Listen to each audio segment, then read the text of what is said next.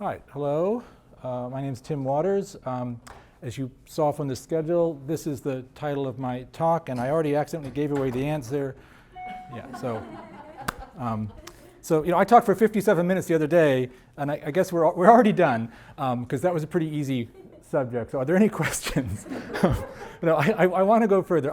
If you came here hoping to hear some sort of pro-Putin screed because Ukraine's not a country, you will be either disappointed or disappointed that you can't be outraged to hear that. That's not my point, although it's obviously drawing on that kind of rhetoric. What I want to ask, that's a title I really should have used instead. When I say is Ukraine a country, I mean, why is it a country, and why is it the country it is, right? In the place it is, the qualities that it has, the shape that it's got. I do a lot of my work on questions of self-determination and state formation, and so this is an interesting question to me, and it was long before the current events, which are obviously going to shape questions like this. If we could think of these in more general terms, these are the kind of things I'm interested in general, and in this case as well, right? Why do states have the borders they do? Should we defend them? I mean both justify them and in cases like this, literally defend them. And what about how we should change them? Right? One thing that's going to become confused already in the current conflict is the difference between outcomes and modalities. We'll see, most people I think agree on this side of the Atlantic at least, and mostly on the other, that the methods being used to change the shape of Ukraine are clearly wrong. That's not the same thing as asking what Ukraine should be. Right? That's a different question, and we shouldn't confuse the two when we think about outcomes, future endpoints, and so forth. Okay, here it is. You all recognize it. It handily is indicated, right? It couldn't be clearer. That's Ukraine, right? Everyone knows that.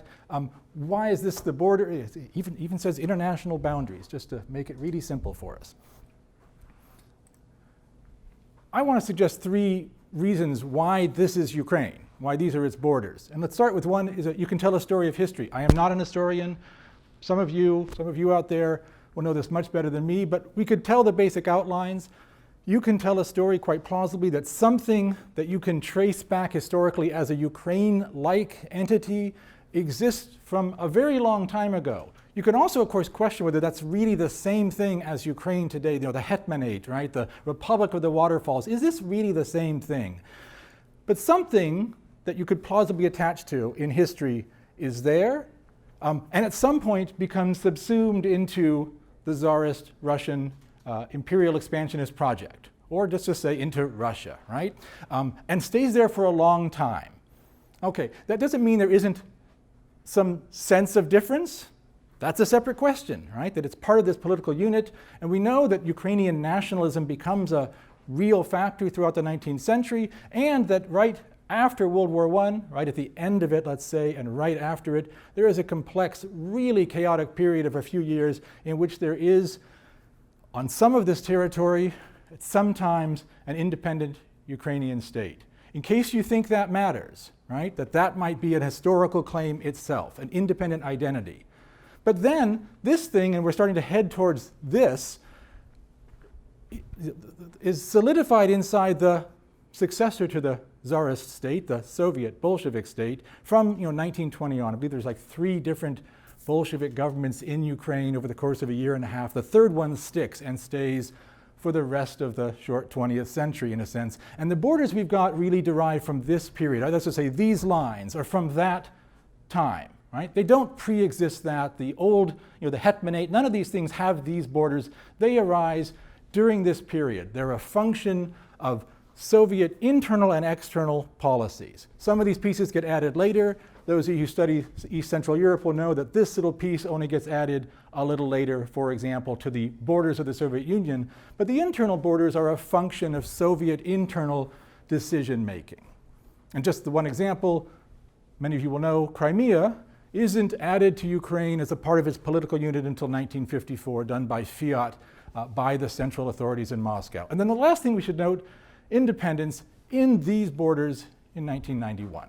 Okay, so that's an historical claim. Let's look at one or two others. We could tell a story about ethnicity.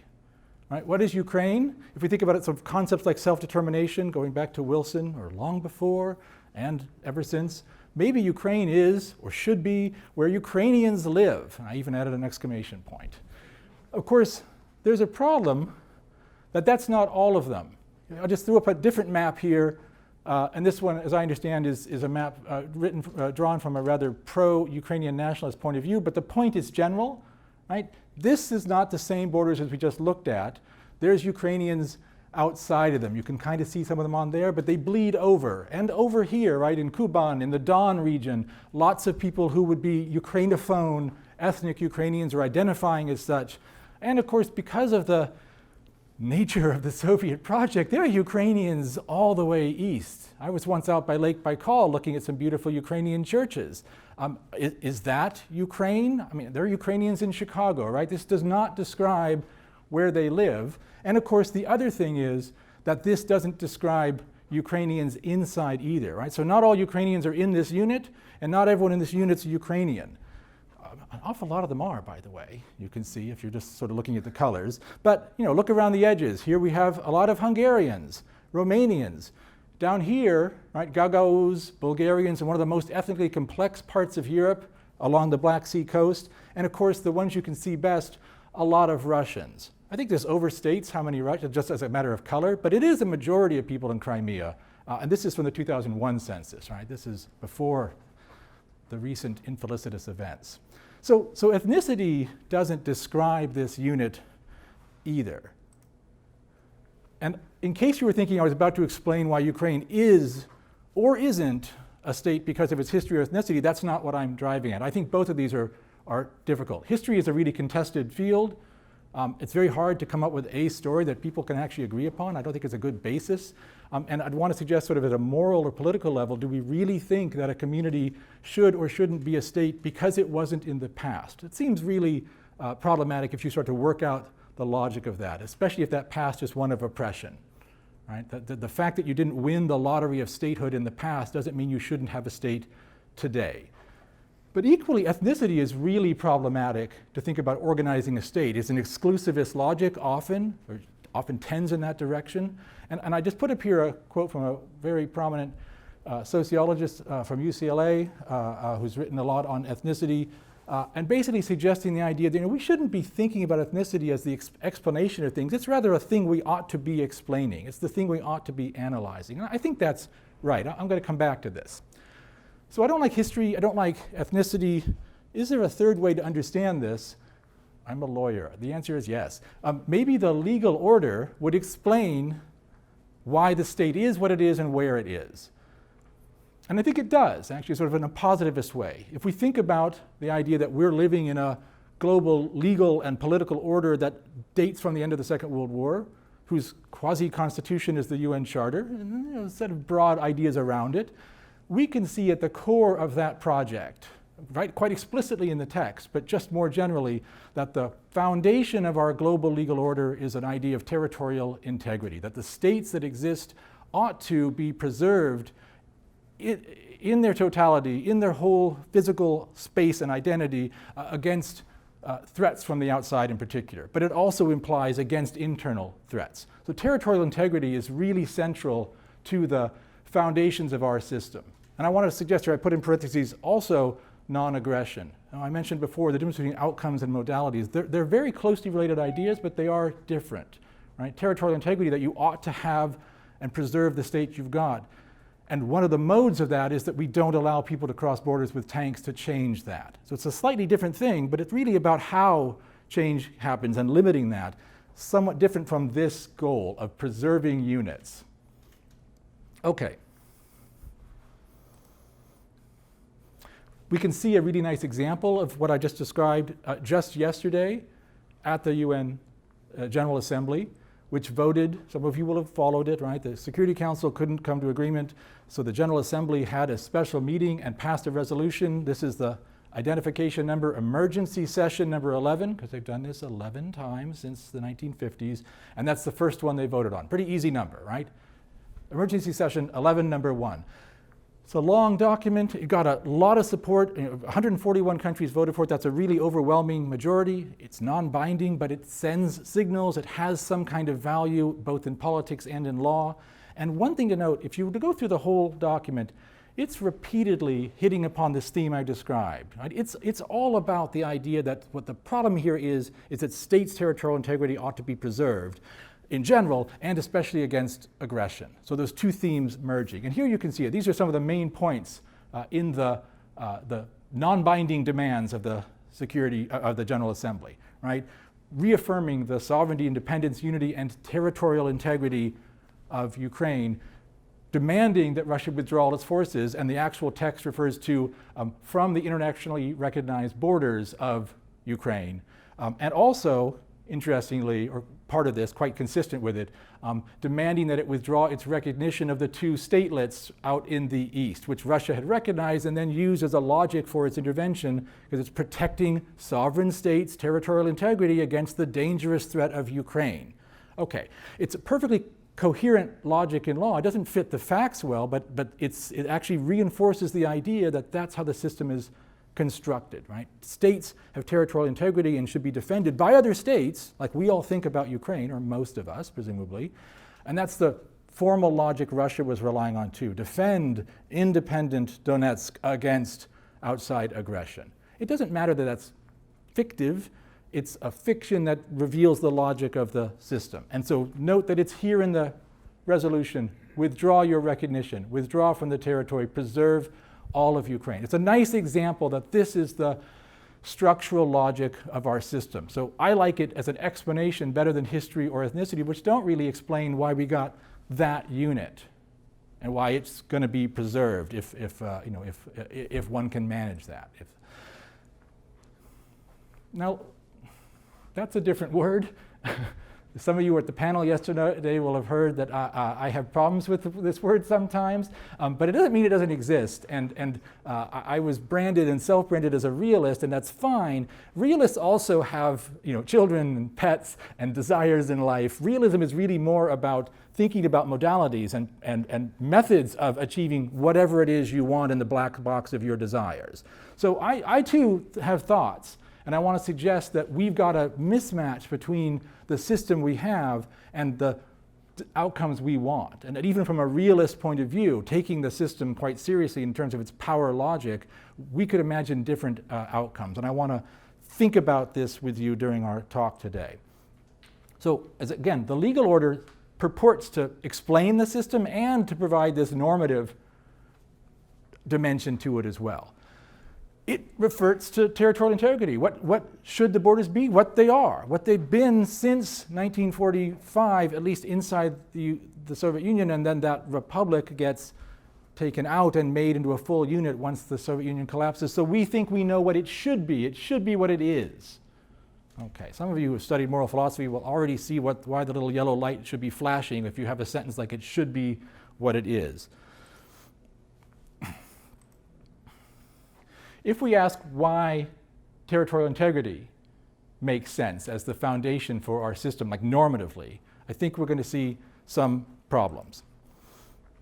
You might think it's based on ideas like this, right? It's a way of defending a population's, a people's right to self-determine, and that's really the logic formally in the system, that we preserve the unit so that the population, which is a people, like a legal people, can determine its own future, that it has some autonomy in the world, and hopefully that it makes democratic decisions, right? It's a kind of democracy. It's not always true that populations get to rule themselves democratically, but that is at least the aspiration, right? The idea.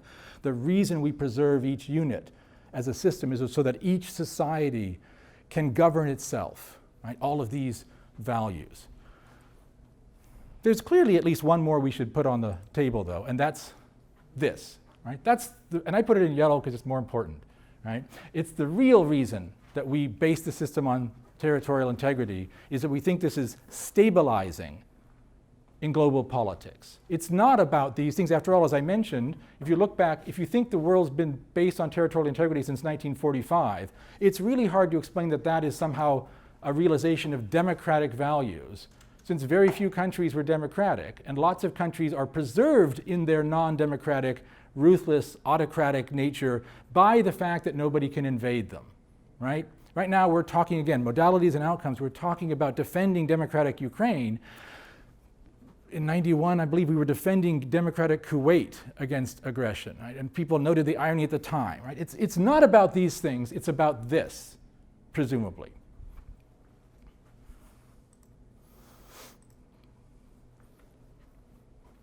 But these things do matter, right? We do care about these things. One thing I want to suggest is this, which I've now put in gray, isn't really, and this indeed with it, that's not really a moral or ethical value. Territorial integrity is like a proxy for other values. It's not a thing of value unto itself. If you think it stabilizes, even that, stability is really important. I mean, I've identified as a realist. I obviously care about stability. But it's not actually the purpose of life, right? We want to stabilize things so that we can do other things. I want to suggest territorial integrity, in other words, is a fairly empty value. It doesn't make it unimportant, but it's not really an endpoint value in itself that we want to preserve units for their own sake as such. We care about people governing themselves or the good life or something else. So if I flip my question back to what it was and think about these things, remember that's what I was asking. And I just got to territorial integrity. I'm just using PowerPoint as a trick, right? That's what we were asking, and I said, oh, territorial integrity is what explains it. But if we really care about this and we think about these questions, I don't know that stability is going to be our answer. I would think that this is a simple way to ask the question. These are about what Ukrainians want, right? And I have a suggestion, a very non-legal suggestion. Well, let's hold off a second and look at it. I want to throw out some evidence. I am not a Ukrainianist. I'm not someone from the region. I don't have expertise. So I did what everyone else does and borrow my maps off the internet, right? But I want to show you something. Anyone know what these are? Oh, okay. These are the election results from 2019. Right? And I could show you more maps. If we want to spend more time, I could go back and give you maps showing a clear divide politically in this country between west and east, north and south. This is just the latest iteration. It used to be stronger. It's clearly weakening, but it used to go along here, and it tracks a lot with where Russophone people live, but it's not the same thing. Remember, ethnicity is not our explanation. It's just a kind of correlation. What I care about is attitudes and political projects. So let's just look at this one. 2019, remember, this is years after the crisis has begun. This is years after Crimea and Donbass. What you see here, this is the party servant of the people, right? This is an enormous outcome. This is quite unusual. If you go back to previous elections, you never find this kind of pattern where the same color appears here and there. But you do in the last few elections, right? That's Zelenskys party. What's this over here? This is a pro-Russian party for life with pretty openly pro-Russian policies. And if you look, these are it's two maps because there's two ways to get votes in the Ukrainian parliamentary elections. There's like party lists and districts. But in each of them, the colors have switched, but here it is again. Almost all the seats are going to this party. And just to note, this isn't in the separatist zone, right? This is in government Ukraine west of the zone. This is in the area where people, some of whom have fled from the region, are living, people under the government voting for a party that's, as I understand it, strongly pro-Russian. Now, that's just at least a data point, right? That suggests something that people have long observed, that there's really, oh, and notice these parts just aren't on the map, of course. There's no polling there, right? These are under Russian control, and they're not part of the elections. Yes. What are the little red ones? I forget which party that, I can't read it from here. It's voice. So this is a party out in the west, but pro, as I understand it, strongly pro-Western orientation, right? It's really only in these areas that we find sustained like alienation from the political project of Westernization, and that's what we think we can see as a signal here. I'm not saying this necessarily means anything, just as a starting data point. In other words, we can describe really large majorities in Ukraine and getting larger over time in favor of maintaining their independence, right? Further like meaningful independence from Russia, and Westernization, joining NATO, joining the EU. And I mean before the current crisis, this was true. But it is also true that there are large, significant minorities that have what we call pro-Russian attitudes. What sort of indications? Again, I'm not an expert, but here's things we can note. As I mentioned, voting suggests this. Polling suggests this. In Crimea, for example, a German polling agency suggested after the takeover from Crimea, really high rates, up as high as 80%, in favor of rule by Russia, right, in Crimea.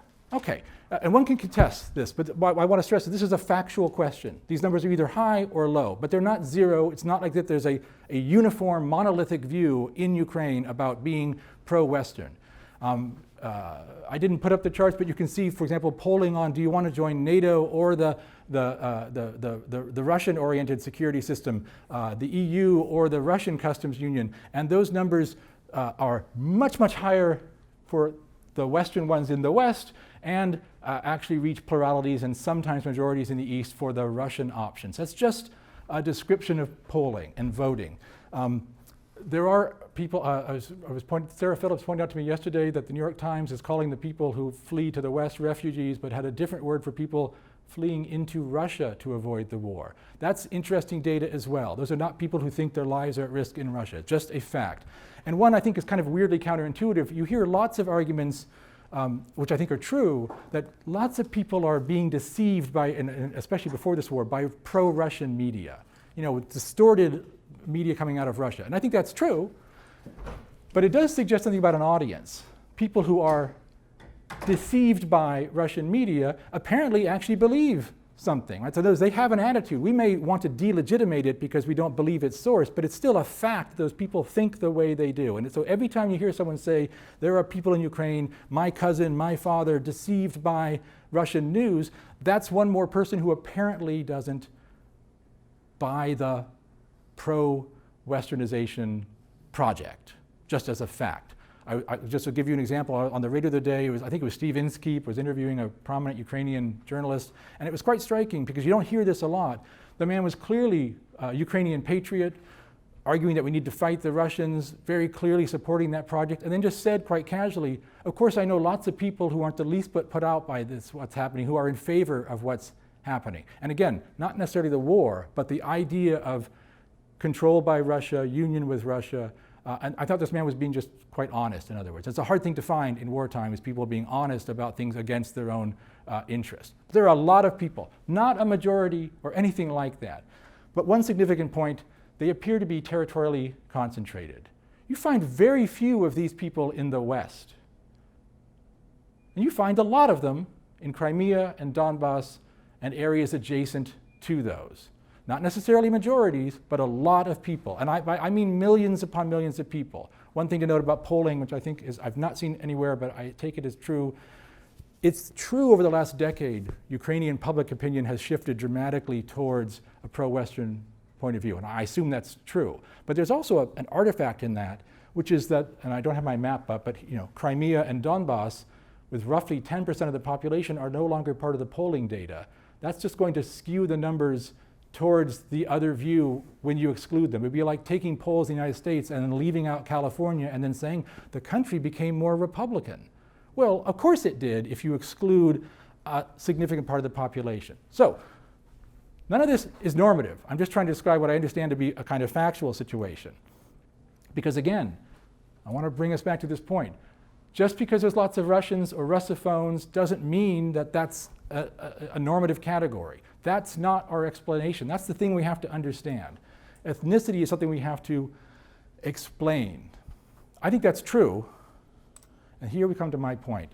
That's true for states too. States are not things we should explain things when. They are the thing we have to explain. States and citizenship. They are not normative categories that explain anything. They are the thing we have to understand and, of course, live within. So I want to apply this logic to the idea of states, that we shouldn't be thinking about them as explanatory or, God forbid, moral units. What should Ukraine's borders be? What do Ukrainians want?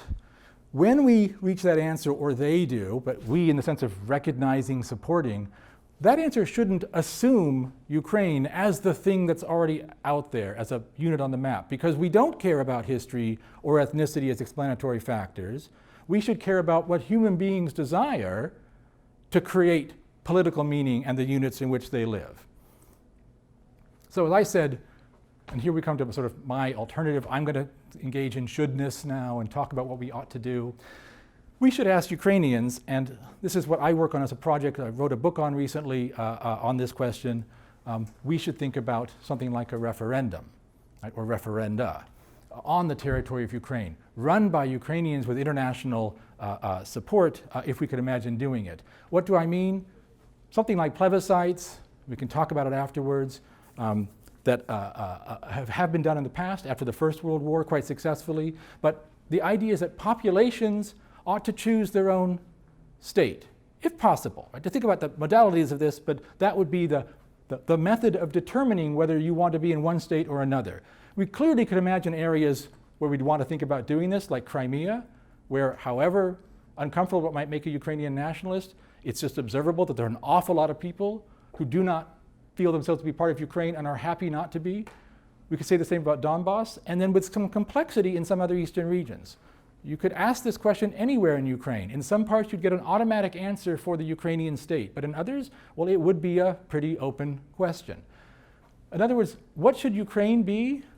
Those places where people choose Ukraine and say, that's the system I want to be in. And we can lard that with value. Does that mean Westernizing? Sure, you can say, that's what I mean by Ukraine, moving to the West. But if you identify those projects, you should probably ask people here, is that what you want? Now, in case you're thinking that I'm just like shilling for Russians who want to carve off pieces of Ukraine, this is Zelenskys proposal in December, around the 10th or so of December. He's under a lot of pressure at the time, to be sure. But he mooted the idea we might have to, or some point, think about referenda for those areas that are presently detached from the state. In other words, our current Ukraine's policy, the US's policy, the global community's policy is Ukraine and its borders, but even Zelensky recognized the geopolitical pressured logic, but also we might say the logic of this, that it might make sense to ask this question. I've been calling it referenda, but here's another word for it, right? And this is what I work on. As I say, I wrote a book recently, it's called Boxing Pandora, which is about why and when we should enable more flexible secession, right? Even against the will of the state. That's the really tough nut. It's one thing to divide a country when the state agrees to it. It's a really hard problem in politics and law if the state doesn't agree. Think about places like Catalonia, for example, or many much more violent places around the world. I think we should be willing to think about secession as a good thing and not a bad thing. I think it actually can be more democratic because it's responding to what we might call a local democratic desire, not at the level of the state, but I've already suggested we shouldn't use states as our analytical unit, but in places where what we would call local majorities clearly desire a thing, that would be, I think, on a fair reading, a more democratic outcome than simply ignoring those local variations in desire and saying the unit we've got is the unit of analysis and decision. It'd be more just to these people. In other words, if you care about the rights of minorities who are territorially located, think about Kosovar Albanians inside Serbia, a minority in the country, but a really strong majority in the Southwest. And maybe in my opinion, deserved a state for that reason because they desired it before their war. This is the critique of secession, back to a word we had before. It's destabilizing, right? If we care about territorial integrity and stability, we don't want borders to change because that's destabilizing. I think this is true. I mean, it can be. I talk about in my book that moving towards secession can be destabilizing in a given situation. I make arguments as to why it's not on balance actually more destabilizing in terms of the effects it can have. But I don't want to deny. I mean, I said I outed myself as a realist. Stability is really important. I have to say, though, that is this the time to argue stability in Ukraine right now? Is Ukraine stable? And I also put here, was it? I think a clear-eyed geopolitical view would say it's not really the strongest case for arguing for stability norms in a place that was so vulnerable to outside attack, not only because there's a big army next door, but because the frontiers were relatively arbitrary in historical and ethnic terms, that they contained large populations alienated from the project itself, which makes it easier to imagine its detachment by those outsiders. If you look at the areas Russia easily acquired, they correlate with places where sympathy for them was higher. And this is often true in the Yugoslav wars, for example, that the killing zones and the control of territory tend to curiously overlap a lot of the time with underlying sympathies of the population. It's the fish in the sea concept from a guerrilla movement, if you want to borrow that. So I'm not sure that we want to stand on stability in Ukraine given what's happening now. If nothing else, if ever there were a time to think about trading off stability for the value of change, it's when it's already been massively destabilized. And remember, we're talking about what we'd like and desire in the world. Stability never is good at explaining when change is needed, right? If you thought it were, if you thought that these borders were themselves less than helpful for stability more generally, or were not good for the populations living in them, and you only were worried about stability, you'd say, well, we should change them if we could, but we can't afford to because of the system effects. Well, that may be off the table when it's so destabilized militarily now. All right, I'm coming to the end here. The problem with stability, in other words, is that it is a hyper-rigid principle. Right? Territorial integrity is designed to stabilize, but stability can end up becoming rigid to the point of not allowing changes even when they are desirable or necessary in the system. But that's what our system is built upon, this norm, and it assumes the states we've got, the ones we happen to have in 1945.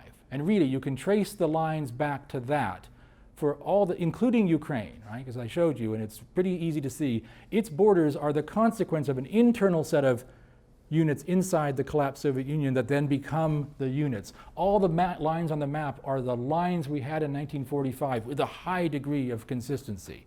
That's really rigid. And I want to close here, therefore, with something, and I'm borrowing from E.H. Carr, who's a thinker quite important in international relations, and I'm just paraphrasing him here. We need to think about mechanisms for peaceful change. And if we don't, well, that's what's happening in Ukraine today. Okay, with that, thank you very much. And I think we have a little time for questions or comments or reactions. And then all you people out there in the dark. Anyone have a question or a reaction? Yes? So I just had a quick question related to the Reverend Zelenskys. Yes, hello. In your international law. Yes, yes. For your states class. But so if we think about Ukraine as Westernizing versus perhaps like Ukraine as like pro-Russia, what happens when like a population might vote to stay in Ukraine but a pro-Russian Ukraine versus a population might want to stay in Ukraine but a Westernizing Ukraine? So what happens when we kind of like put these like foreign policy orientations on top of like national? Yeah, and it's true. I think, and I wrote something about this just before the war, and now highly irrelevant, an op-ed in The Hill, but suggesting an idea like this as a way to avoid this at the last moment. It's true I was suggesting you'd want to think about these things in relation to what kind of state it is as well. But I think probably you'd have to design this as a kind of binary choice. Do you want to be part of this state, which we'll call Ukraine, or this other one, which we'll call attaching yourself to Russia? And I think the way to understand what you're asking, if I followed it, is that those reasons are presumably the underlying reasons why you'd make one choice or the other. So I suppose it's possible someone would say, I really am pro-Russian, but I want to stay in Ukraine. Well, we'd have to structure the choices. In other words, we're asking about a territorial reorganization. And do you want to belong in this territory, understanding that that likely means it's going to become part of NATO and the EU as soon as it can, or the reverse. I don't think we could mix them in the question. In fact, in the book, I argued that it's usually best to radically separate these territorial redivision questions from ongoing politics. Just as a quick example, I'm critical of the Catalan strategy, which was understandable like 5 years ago, to base their move towards an independence declaration on success in a parliamentary election. They did that because they had no chance of doing an actual referendum under the Spanish system. But what they did is mixed a question about how should we govern ourselves in Spain, elections, with a claim about getting out of it. And that's like a radical, shall we say, almost like or extra constitutional question. And I think it's really hard to mix them. So I'd imagine it being just, referendum question, Crimea, they had a referendum, it was totally bogus, but you could do a clear, fair one. Do you wish to be part of the Ukrainian state, or do you wish to remain part of Russia, be part of Russia? Something like that, not with reference to what that means in terms of the quality of politics. I would shove that into politics and let people argue about that and then make their choice. Much the way we do in elections, if you think about it, you only get to write the name of one person. You don't get to explain why you voted for, Trump or Hillary or whatever it is. Right? You just make that choice, and the reasons are all shoved below. So it's a radically procedural approach. But I want to be clear that I'm talking about a process in light of real politics and geopolitical considerations. I think cases like this, they look like the worst time to think about revisions, but that's partly because war makes really bad choices all around. And maybe it opens up this possibility. The last thing I'd note, just on this last point, it is a terrible time to imagine reforming Ukraine if for no other reason that these things would look like appeasement to Russia, and that just sticks in the craw of a lot of people. But mostly I'm talking about things we ought to think about doing before the crisis, right? This is a way to avoid the crisis and remember, Zelensky proposed it in December for this reason, right? These are things we should think about doing in peacetime, those peaceful mechanisms of change to avoid the kinds of change we are now dealing with. Yes, and then here. I don't know if this is a question or just a comment, but I kind of wonder how far we go back because, the Crimean Tatars, they'd really like Crimea back themselves and been trying to move back, over a number of years.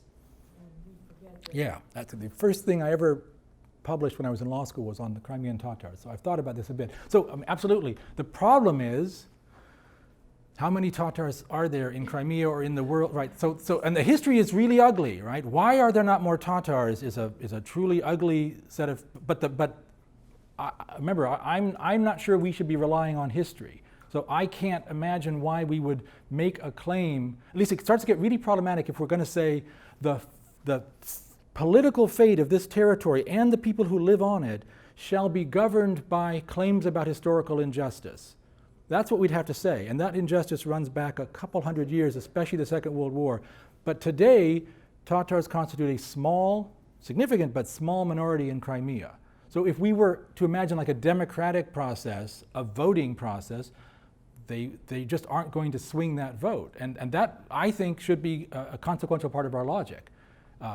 Admitting the terrible history, looking straight at it and saying, and we do not decide about present-day people's fate solely or primarily on that basis. Yes? So, I've been thinking of the laundry list of international laws and agreements that Putin is just ignoring. Before ES 11-1, were there any international agreements that recognized Ukraine's independence in 1991? Oh, well, I mean, as I said, we could just think about that derivatively from the charter, right? It's been recognized as a state, including by Russia. We don't need anything else. But you could also, people argue about things like the Minsk agreements, right? Or going back as far as the Budapest Memorandum, right? When Ukraine, suddenly possessed of nuclear weapons owing to the collapse of the Soviet Union, gives them up in exchange for some kind of guarantees, right? So and there's lots of places. It is completely easy to construct an argument that Ukraine's independence and territorial integrity is solidly grounded in the law. I mean, if you hear me saying anything else, that's just because I'm misspeaking, right? It's whether we should continue to invest in the idea of its international borders as a thing which we ought to defend with maximum sanctions, military aid, maybe even military force, as opposed to asking, well, why exactly are these the borders we ought to defend? Now, defending Ukrainians' independence, by which I mean those Ukrainians who wish it, I'm all for that. I just don't know that I'm for defending the precise line where it includes populations that are themselves not in fact interested in that defense, that seems to me a very different question. How do you know that they're not interested? Can you go there and talk to them? Well, There is Russian army in well, these areas. How can you talk to yeah, these while you were out of the room, I talked about that. I think it's a pretty plausible, it's a hard thing for someone sympathetic to Ukraine to acknowledge. For people who are being bombed in the cities who are Yeah, yes, Ukrainian. like I say, nothing Cities that, in the areas that you showed are under attack now. These people who you call pro-Russian are suffering from Russian bombarding them. Do you think they would vote to be with Russia now? well, we'd have to ask them, not me, right? And that's my point. I'm not saying what they should do. I'm suggesting No, there's a you're lot saying of what reason. the borders should be. You're saying what they should do. No, I'm saying what I think that they might be if we were to ask people, but I'm not saying what they should be. Whereas, sorry? How would you do that in the conditions of war? How would Well, you actually as- know what people think when certain things are imposed on them? And I- when things well- are imposed on them with very aggressive As I means. said, wartime is a terrible time to ask people questions. That's true. It's a shame we didn't ask people beforehand, right? And in 25 years, Ukraine never, so think about Crimea. It's a much simpler part of the case. At what point from independence until the events did Crimea do anything, the Ukraine do anything to accommodate the evident, obvious alienation of that population from the Kiev project? They did not, right? They rescinded the autonomy in all but name. Right? And I'm not defending, that's fine if it's fine with the people in Crimea, but apparently not. There's good reason to believe that people there, not just because they're Russian and Russophone, but as their attitudes, I mentioned polling that's been done, actually prefer where they're living now, prefer to be part of Russia. I have no stake in that. I don't care one way or the other. I'm just saying, if that's true, you ask me how I know, do you really think there are no people in Ukraine?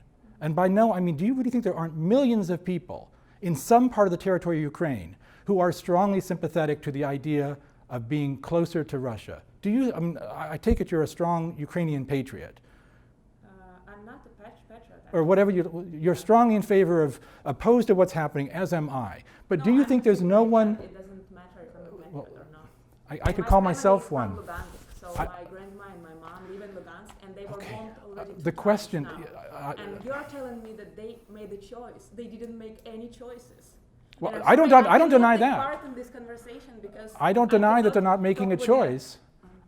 I don't deny that they're not making a choice. I'm talking about how could we make a system in which they could make choices, and That's if they, definitely not the means that are going on now Well, that allow people to make choices. you left the room, and I think it was clear even before you left, I am talking about not these means. I have not said anything in support of the But means that's not being the best moment used. to talk about the topics that you are discussing when there is war and when these people are under attack for the second time. I and completely their houses agree. are destroyed. I My agree. family already left their second house. I You know agree. what?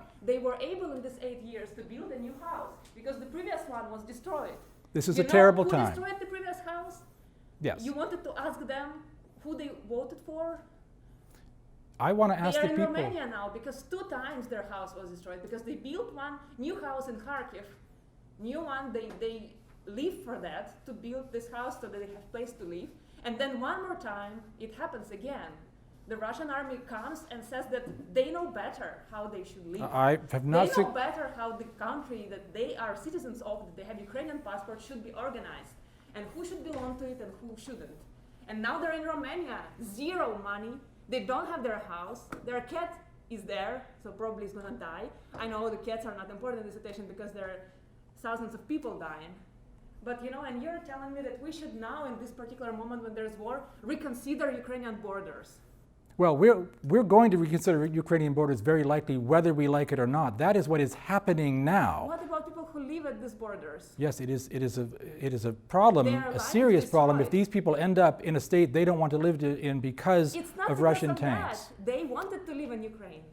You should talk to my This, family this, from Lugansk. They so, wanted to so live I in think, Ukraine. look, we clearly don't agree on Other certain people points. were watching Russian TV. Have you tried to watch Russian TV?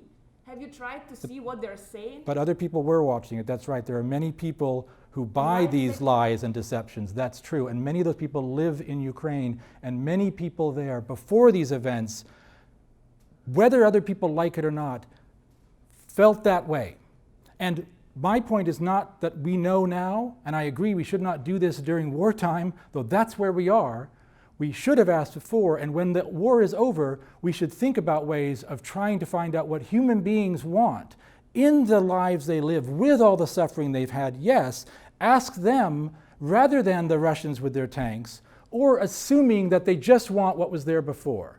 I am talking about that, asking those human beings, all the ones you're talking about, what they want. And I don't know, but if, this is all I am saying, if it turned out that large numbers of them in certain areas said, notwithstanding all that, or because of all that, what I want is union with Russia. If they were to say that, we should consider that. You started by asking me, how do I know? And I do not know. All I'm saying is we should ask, and if the answer is that those people in Crimea, in Donbass, notwithstanding what has happened, want to live in a Russian state and not a Westernizing Ukrainian state, we should take that into account. Everything else I concede, I have said nothing about those things. That's all I am saying.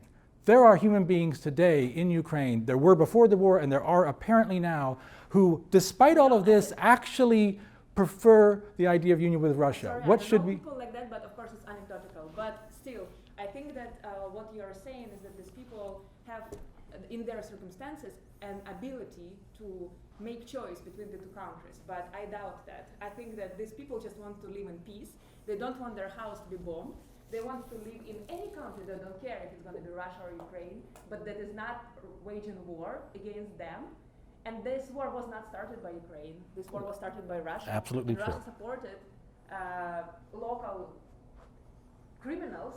I don't know a different word because you are calling them pro-Russian, I don't know, whoever, revolutionaries. Human But they beings. I were did not describe it as anything They else. were criminals who would just take people's property with the support of Russian army and kill people, local people who you think voted for Putin or whatever they thought in their heads after watching non-stop Russian TV channels. But I don't think that this whole situation would happen if not for the Russian support of the local criminal structures that would just appropriate everything they see in order to gain power. That may well be. That's true. I wasn't venturing into why history has worked out the way it has, why people make the choices they do. Ask them what they want. They just want peace. They don't. You're saying that it makes it matters. It doesn't matter to them because the war is going on their streets. They don't care who their president will be. They just want their house not to be bombed. Well, I don't know. That's in actually. these particular conditions, you just You know, want to survive. I don't know that that's even true, but not in the way you're saying. If it's only peace, then Zelensky would have said, lay down your arms. People are willing to fight for things that they care about. Many people are doing that right now.